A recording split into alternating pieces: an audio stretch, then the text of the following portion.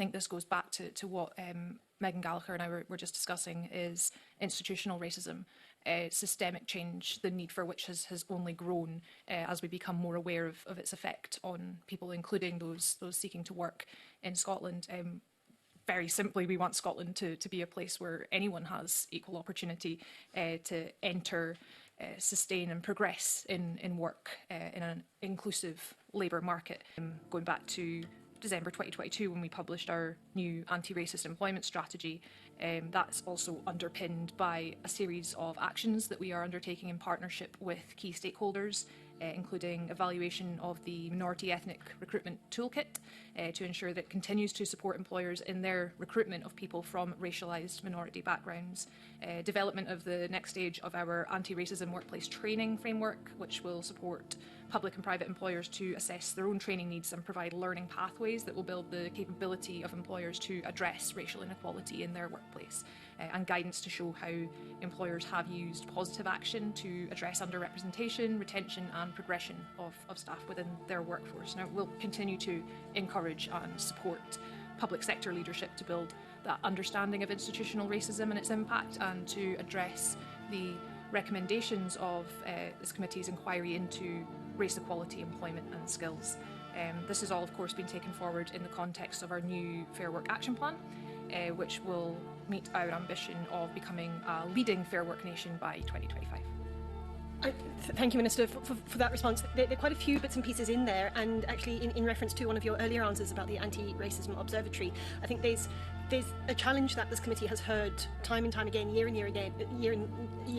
after year, that we don't necessarily have the right data, and we don't monitor effectively in terms of comparable data, either geographically or sectorally, or you know, any other stratifications that we might need to. So, how, with the anti-racist employment strategy and the action plan that you've outlined, and I suppose it's linked into the Fair Work Action Plan, what are the relationships between those strategies and the anti-racist observatory? Because there's no point in all of this good work going on if it doesn't join up, if it doesn't connect, and we don't actually see the impact of good work and where the gaps and where things are falling through the cracks.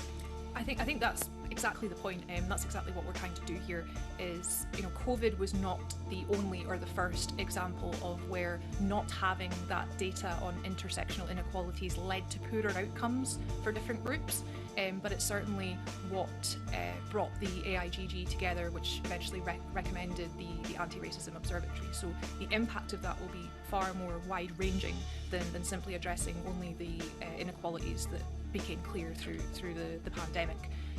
In terms of it connecting, I think it's important to note that the observatory is not, you know, the answer to racial inequality. It is part of the solution, and what it will allow us to do is to create stronger evidence-based policy. In terms of getting data, it's also not the only approach that we're taking, recognising that intersectional data requirement. You'll be aware that we're also at the moment looking at reviewing the operation of the public sector equality duty.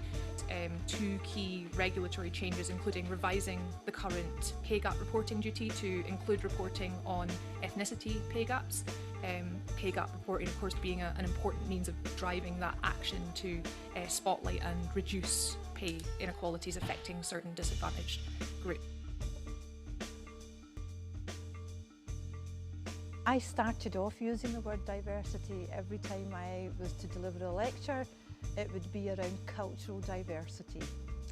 And I wondered whether I did that because it was safe, it was comfortable to use the word diversity, but actually I have now started, I have a dislike to the word now, and I think diversity is too flowery. Are we in danger, perhaps, I don't know, of losing the critical edge of issues around social justice and equality? So actually when I now deliver a lecture to the students in my institution, I will actually not actually talk about diversity. I'll say I'm going to talk to you about white privilege and whiteness theory. Someone's giving me a hand up, and so it's this whole meritocracy debate. I want to get there on my own merit. And so when we talk about also just the whole racial literacy and understanding the issues around the challenges of being teachers, Kevin, it goes beyond just talking to our white teachers, and Melina has very skillfully included that within the Building Racial Literacy programme, because within that we need to also build the racial literacy of our BAME colleagues. How does that impact when we're thinking about anti-racist perspectives? So I'm sure you'll have heard, and it's been, I suppose, in the media a lot, the statistics for BME teachers in Scottish schools has not really changed in the past decade. Perhaps minimal changes there. So we have around about 47,476 teachers, which is around about 92.3% recorded as white, and just under 900, so about 826, which is 1.6% as BAME educators. If Scotland is to be successful in having a more diverse range of people in teaching as a career, then the profession itself must take steps to engage and employ these underrepresented groups.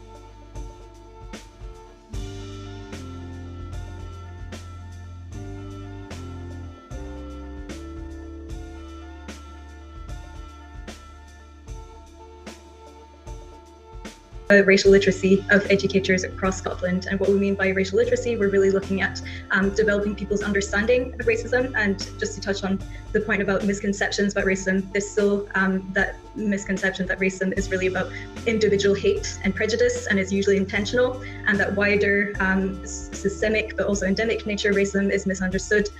There's a misunderstanding that racism is not really an issue in Scotland, it's more an issue in England or in the US, but not really in Scotland. So in this programme, we're really trying to raise people's awareness of how racism works in Scotland, uplifting, amplifying those experiences of racism in Scottish education. The Building Racial Literacy programme is a programme that's been co-constructed by a range of partners and has been funded by the Scottish Government as part of the Race Equality and Anti-Racism in Education programme.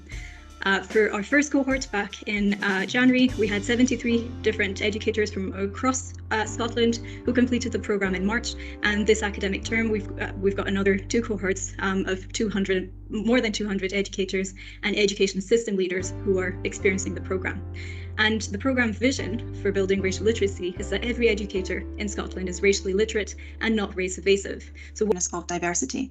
They've written and led several assemblies, including celebrating different religious festivals, focusing on Black History Month, and highlighting diversity and discrimination, with the common theme of be an upstander, not a bystander.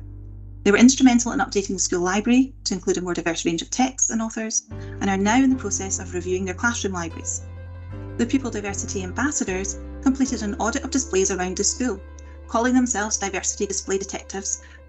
From this meeting, the Scottish Government set up a race equality and anti-racism in education programme with a focus on 4 areas.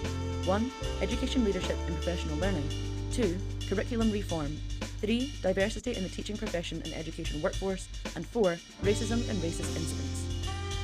Listening to the experiences of children, young people and the guidance of the programme board, Education Scotland worked with partners to create professional learning for Scotland's educators to build their racial literacy.